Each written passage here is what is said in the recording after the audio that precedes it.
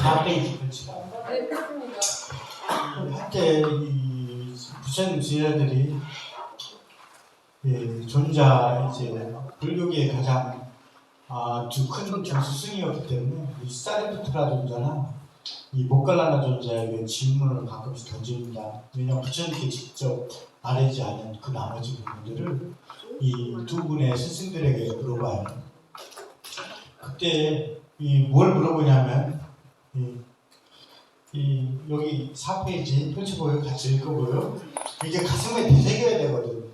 이게 내가 얘기하는 거는 안 박혀요. 본인들이 계속 읽어보고 뭐하고 해야 조금이나마 들어볼까. 왜 안 들어온단 말이에요.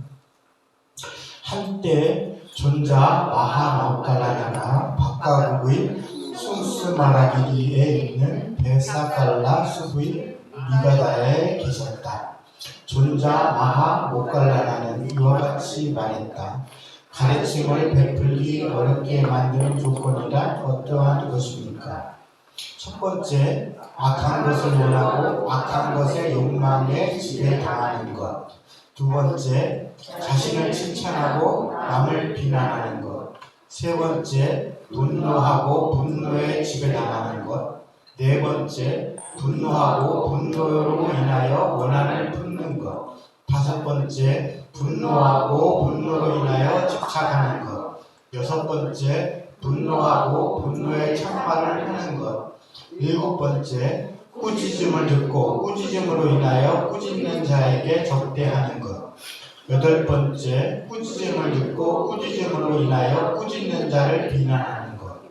아홉 번째, 수행승이 꾸짖음을 듣고 꾸짖음으로 인하여 꾸짖는 자를 반박하는 것. 열 번째, 꾸짖음을 듣고 얼버무려 넘기고 논외로 하고 분노, 성냄, 불만을 드러내는 것. 11번째, 꾸짖음을 듣고 꾸짖는 자의 훈계에 동의하지 않는 것. 12번째, 원한에 상치고 저주하는 것.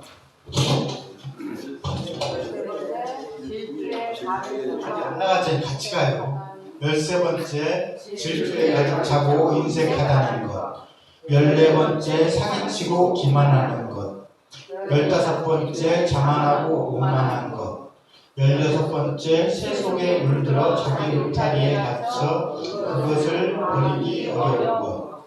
이것을 가르침에 베풀기 어렵게 만드는 조건이라 부른다고 가르치신 거예요. 제자들에게. 모갈라나 존자께서 이 제자들이 가르침을 개인 방송 그만해요.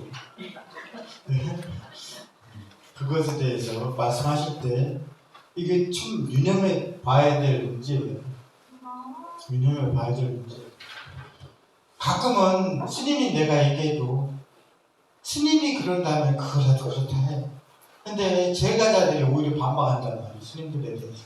물론 스님의 얘기가 무조건 옳다는 건 아니에요. 하지만 뜬금없는 대도 않는 일로 스님이 뭘 몰라서 하는 거, 세속적인 일에 대해서 얘기를 한마디로 받아들이기 어려워한단 말이에요. 일반인들이. 그런 사람들은 다 됐죠. 이제는 우리 절에서 이루어지는 법회도 거의 형식적으로 이루어지고 싶어요. 형식적으로 이어가고 싶어요. 이제는 웬만하면 이제 버리는 시기가 되지 않았나. 제가 출가를 한 지 얼마 안 된 해중이잖아요. 해중. 20년 좀 넘었으면 이제 해중이지. 아직. 20년 좀 넘었으면 아직 해중이지. 진심으로 얘기해요. 진심이 안 느껴져. 내가 간출가했을 때 내가 3개를 받자마자 일주일 만에 해인사에 갔다고요. 해인사. 근데 해인사에 들어갔는데 그때 강원생들이 이제 갓 불교에 대해서 잘 알지도 못하는. 물론 제가 해서 막 금강경 공부하고 왔다 뭐 했다 이런 자만을 갖고 있는 사람들도 있었어요. 내가 불교 학생의 뭐 회장이었다 뭐 이런 사람들 있었단 말이에요. 그 사람들이 강원 대방에 모여서 자유시간을 어쩌다 한 번씩 준단 말이에요. 자유시간 아닐 때는 얘기도 못해요. 근데 모이면은 깨달음이 뭐니, 수행이 뭐 뭐니, 뭐 경전에 뭐 진실한 뜻이 뭐니, 뭐 이러면서 얘기한다. 그 모습을 내가 봤단 말이에요. 나 아무것도 모르니까. 그렇게 생겼잖아요. 딱 보기에도 뭐 아는 게 있겠어요, 제가? 네? 집불이나. 근데 내가 뭐라고 말을 할 수가 없었어요. 그 모습을 보면.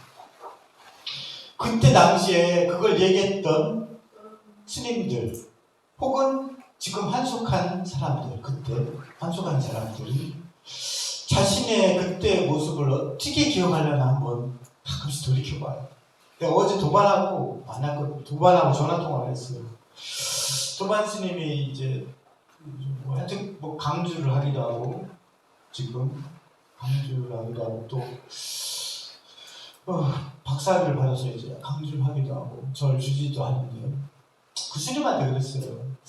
우리 옛날에 강원에 다닐 때 생각해보면 마치 자기들이 대단한 불교에 대한 수행이 돼 있고 대단한 학식을 아는 것처럼 그게 떠들었지 않느냐. 그때 스님 생각하시나요? 그때 스님 모습을 기억하느냐. 네, 얘기했어요. 참 가소롭거든요. 하물며 지금 생각해도 그런데 정말 그때 10불도 알지도 못하는 것들이 깨달은 이런 경계가 어쩌죠 하는 거야. 야 진짜 하물며 5, 60년을 수행한 스님이 그렇게 얘기해도 가소로울 거거든. 그런데 10불 알지도 못하는 사람들이 우리 사회에서도 가끔 그런 사람들이 있어요. 세상에 알지도 못하는 분야지만 마치 다 아는 것처럼 떠들고 이러는 사람 많아요. 굉장히 많습니다. 다수의 사람들이 자기 영역이 아닌 것에 대해서 쉽게 얘기합니다. 다수의 사람들이. 뭐 거의 뭐 대다수라고 봐야 돼요. 자기 영역이 아닌 것도 쉽게 얘기해. 굉장히. 야, 정말 그때 생각이 나더라고요. 그런 면에서 내가 굳이 법회를 원하지 않는 사람들한테 법회를 해야 될까? 이런 생각이 들긴 하거든요. 여기는 그래도 강의를 듣기 위해서 온 사람들이잖아요. 오신 분들이잖아요. 근데 그런 게 아니라 기도하는 날 법회하는 거는 그 사람들이 기도하려고 왔지 법회하려고 온 건 아니거든요. 근데 그 사람들한테 내가 얘기한 게 무슨 의미가 있을까? 이런 생각이 들어요. 이제 하도 많은 경험을 하다 보니까 그런 생각이 든단 말이에요. 며칠 전에 절에 있는데 우리 절이 거의 한적하거든요. 한 달에 평상시에 오는 사람이 한 달에 한 5명 정도 돼요. 근데 법당에 누가 딱 갔다 나오는데 근심이 차있더라고요. 그래서 내가 차를 마시고 가랬어요. 그때 일제를 한번 왔던 분이더라고요. 근데 내가 기억을 못하지. 이런 얘기를 하더라고요. 그래서 내가 굉장히 쓴 얘기를 했어요. 쓴 얘기를 해줬거든요. 직접적인 얘기를. 네? 안 좋은 얘기를 했단 말이에요. 부처님께서도 그랬잖아요. 그 장자의 아들이 죽어서 왔는데, 외동아들이 죽어서 왔는데, 그 장자한테 뭐라고 얘기했냐면, 장자는 자기 아들이 어떻게 할 수 없을까, 살릴 수 없을까, 뭐 할 수 없을까, 그걸 빌릴 거냐, 이러려고 왔는데, 부처님께서 그러셨단 말이에요. 사랑하는 사람 동생이라는 것은 보통 비탄, 슬픔, 아픔이라. 그 사람 얼마나 쓴 얘기예요. 못 받아들인 거거든, 그 장자는.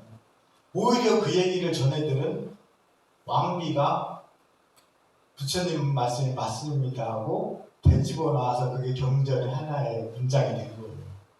그 왕비 때문에. 그 장자가 나가면서 이 노름꾼들하고 그 뒤에서 노름하고 있던 노름꾼들하고 대화했던 내용이 전해져가지고 그 왕비가 부처님께서 아뢰면서 부처님 말씀이 옳습니다 라고 얘기한 거거든. 그래서 경전이 된 거거든. 하나의 내용이 된 거거든. 마치 근데 그분이 못 받아들일 만도 한데 그래도 그분이 잘 받아들이시더라고요. 스님 말씀이 맞다 하시면서 스님이 하신 그 말씀 해답이 맞다고 대답해 주시더라고요. 가끔은 그런 분도 있어요. 전부 싫다는 사람만 있으면 힘들어서 하겠나, 제가 뭔 얘기를 하겠나. 제 얘기가 굉장히 쓴 얘기로 들렸을 텐데 자기가 상실감이 어마어마한 상실감이 왔는데 그 상실에 대해서 내가 정확히 지적을 해주기 때문에 쓰잖아요. 아프잖아요. 근데 받으시더라고요. 사실 제가 여기 관음사 소산에 있잖아요. 그 관음사의 인연도 이제 분기점에 다다른 것 같아요. 분기점. 어느 정도 분기점에 왔어요. 그래서 언제 회양할지 모르겠지만 이제 회양하면서 이제 시간을 가야지. 이제 회양하는 쪽으로 돌려서 이제 가는 거예요. 분기점을 넘어서 저는 이제. 그래서 조용히 살라고. 나 핸드폰으로부터 자유롭고 싶어. 이 핸드폰도 안 들고 다닐 거예요. 여기다가 방송에 핸드폰도 안 들고 다닐 거예요. 핸드폰으로부터 자유롭고 싶어. 이 핸드폰은 사중 핸드폰이니까 그 다음 주제한테 넘겨주면 되고, 이 내 개인 핸드폰조차도 이제 전화를 받고 싶지 않아. 이것으로부터 자유롭고 싶어. 이제. 근데 분기점을 넘어가서 제가 회양에 들어가고 있는 것 같아요. 내가 회양하게 되면 이렇게 언제 불교대학 강의를 하겠나? 이제 앞으로 뭐 이런 것도 거의 없을 거예요. 이제. 그럴 일도 없을 거예요. 그런 처지에서 공부를 많이 생각을 했단 말이에요. 그래서 참 사람들한테 늘 해주고 싶었던 여러 가지를 그때마다 해줬거든요, 얘기를. 그래서 요즘 내가 해주고 싶은 얘기는 이제 어느 정도 이 분기점에 오다 보니까 그런 생각이 나더라고요. 분기점에 다다르다 보니까 이런 생각이 나. 뭐냐면 세상에는 이 무너뜨릴 수 없는 벽이 있어요. 절대 무너뜨릴 수 없는 벽이 있습니다. 그리고 넘어설 수 없는 벽이 있어요. 분명히 있습니다. 무너뜨릴 수 없는 벽이 있고 넘어설 수 없는 벽이 있어요. 근데 사람들은 그것마저도 넘나들려고 해. 무모한 생각을 해요. 넘어서려고 하고 무너뜨리려고 해요. 그 벽을 허물려고 하고. 그렇지만 때로는 어떤 도전적인 것이 있어가지고 내가 그것을 이루기 위해서 그 벽을 갖다가 넘어서기도 하고 무너뜨리기도 하지만 어느 한때에서는 잘 분별해서 굳이 그 벽을 넘나들 필요는 없다. 이런 거 있죠. 시대 갈등, 지역 갈등, 가끔 이런 거 있단 말이에요. 정치적 갈등, 이런 여러 가지 사회적 요소들이 있잖아요. 그런 요소에 대해서 특히 그런 생각을 많이 하게 됩니다. 예, 정말 그런 생각을 많이 하게 돼요. 그래서 여러분들이 그런 점을 좀 유념을 두고 살았으면 좋겠다. 그런 안타까운 마음에 이런 얘기를 합니다. 직접적으로 거론을 하지 않지만 우리에겐 늘 벽이 존재하거든요. 물론 그렇지만 그 벽이 통과할 수도 있고 하지만 때로는 정말 무너뜨릴 수 없는 벽이라는 게 있기도 하고 넘어설 수 없는 벽이라는 게 존재합니다. 그게 뭐라고 내가 굳이 얘기하지는 않을게요. 왜 그걸 내 맘대로 규정할 수 없어요. 왜냐면은 오온이 왜 자신인지를 알아야 돼. 왜 자신이 오온인지를 알아야 돼. 왜 세상이 나인지를 알아야 돼. 내가 왜 세상인지를 알아야 되는 그 입장에서 바라볼 때 내가 규정해 줄 수는 없는 거란 말이에요. 각자의 세상이란 말이에요. 각자 자신이 마주보고 있는 세상이고 그 세상이 마주보고 있는 자신이란 말이에요. 예? 그렇기 때문에 내가 규정해 줄 수는 없어요. 답답하지만 내가 규정해 줄 수는 없어요. 자기가 마주보고 있는 세상이고 세상이 마주보고 있는 자신이기 때문에. 내가 마주보고 있는 오온이고 오온이 마주보고 있는 나이기 때문에. 그것이 드러난 고무상부화이고 그 고무상부화가 바라보고 있는 나이기 때문에 그걸 내가 얘기해 줄 수는 없어요. 하지만 그 점을 좀 얘기해 주고 싶더라고요. 그럼 이 세상을 좀 덜 답답하게 할 수가 있어요. 근데 이 문제점도 이 문제점도 내가 이렇게 세세하게 얘기하죠. 부처님께서 뭔가 제자들이 물을 때 그때마다 약간의 답변이 약간 달랐단 말이에요. 약간의 답변이 달랐어요. 그거는 그 방식의 문제거든요. 방식의 문제. 근데 그 방식도 고차원적으로 올라가면 한 가지란 말이에요. 가끔 얘기하는, 우리가 그 가장 중요시 여기하는 중도와 팔정도에도 그런 개념이란 말이에요. 중도와 팔정도를 수시로 다르게 많이 얘기하셨어요.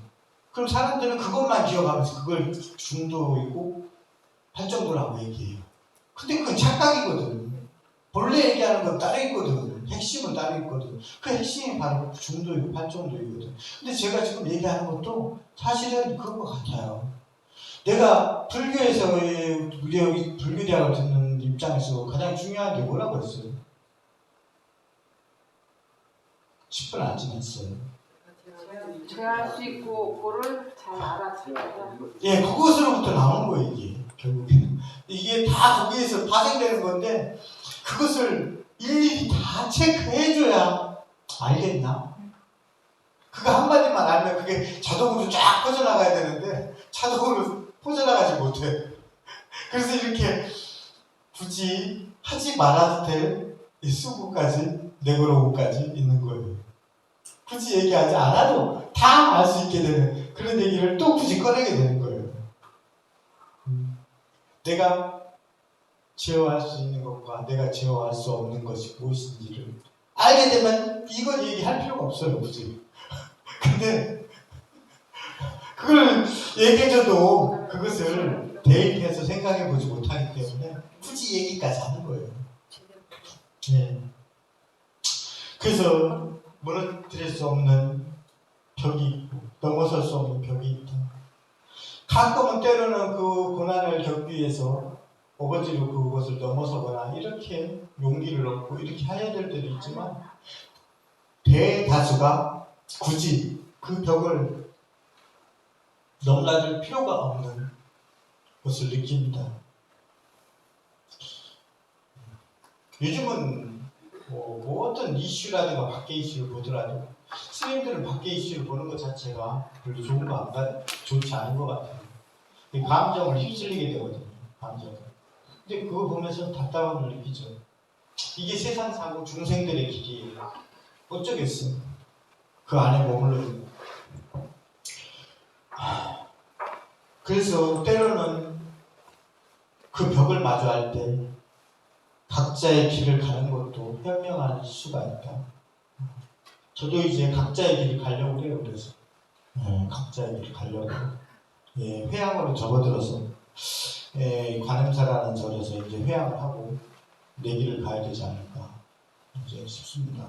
그렇게 되면 이제 이런 강의라든가 웬만한 법회를 이제 싹 다 정리하고 좀 이렇게 살고 싶어요. 나도 정리를 하고. 근데 이런 입장에서 이제 마지막으로 이제 내가 여기 접촉하시는 분들한테 강하게 얘기해주고 싶은 부분이 뭐 매번마다 약간씩 달라지긴 합니다. 근데 이 얘기를 꼭 해주고 싶었어요. 이 얘기를 꼭 해주고 싶었어요.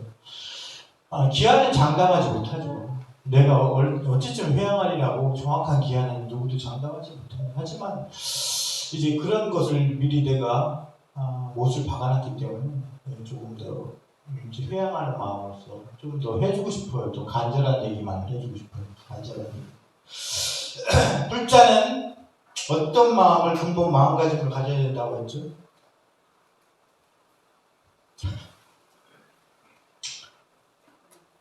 이 2년 동안 빠지지 않고 들으신 분. 예?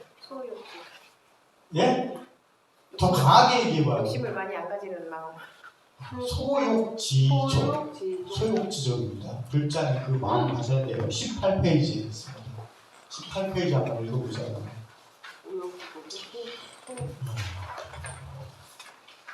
이 거듭거듭 말씀드렸는데 같이 읽어봐야 좀 가슴에 들어오니까. 욕심이 적은 이는 아첨으로써 남의 마음을 사려하지 않으니 또한 모든 감각기관에 이끌리지 않습니다.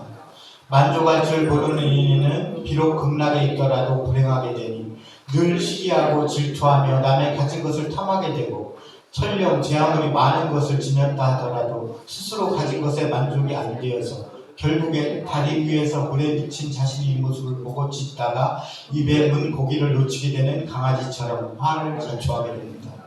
만족할 줄 모르는 이는 이와 같이 항상 모욕에 이끌려 화를 자초하게 되니 이것을 아는 것을 지족이라고 합니다.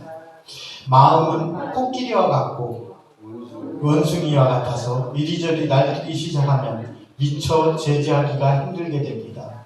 그리하여 항상 살피기를 게을리하지 말고 잘 단속하여야 합니다. 부끄러움은 마치 철로 만든 갈고리와 같아서 눈이 법답지 않은 것을 제어할 수 있도록 합니다. 그러므로 부끄러움을 지녀서 잠시라도 방일하지 말아야 하니 만일 부끄러움이 없다면 금수라도 다를 바가 없게 됩니다.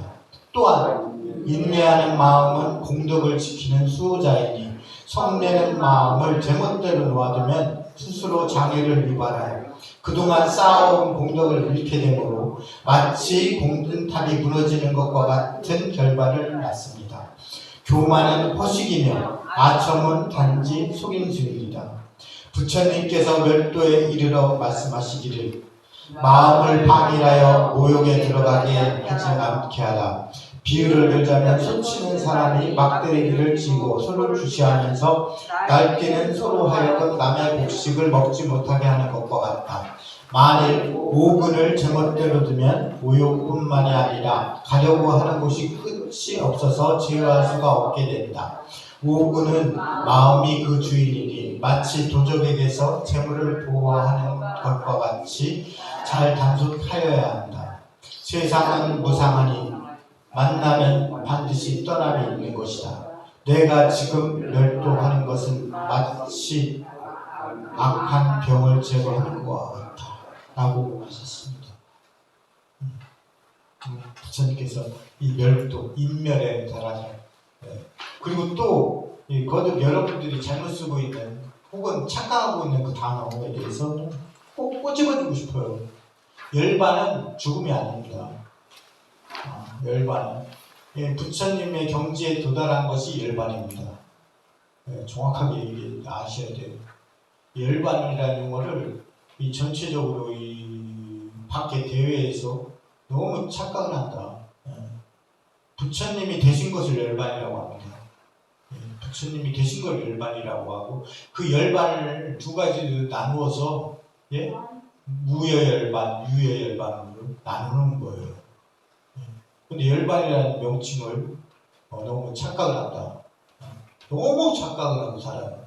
그래서 그걸 함부로 사용해버리면 그것이 진짜가 돼버려요. 진짜가 돼버린단 말이에요. 우리 아직도 흔히 사용하잖아요. 전국에 있는 절에서 다 사용합니다. 잘못 사용하고 있어요. 그걸 우리가 너무 호도하는 것이 아닌가. 우리가 부처님을 팔아서 살지는 않아야 될 거 아니에요. 우리가 불법을 옹호하는 입장이어야지 부처님을 팔아서 사는 사람은 아니잖아요. 그렇기 때문에 그 용어라든가 이런 용어들은 그냥 장난 같은 용어가 아니잖아요. 그러니까 정말 신중하게 생각해야 되는 용어들입니다. 그런 것들은 제발 좀 함부로 사용하지 않았으면 좋겠다. 함부로 사용하지 않았으면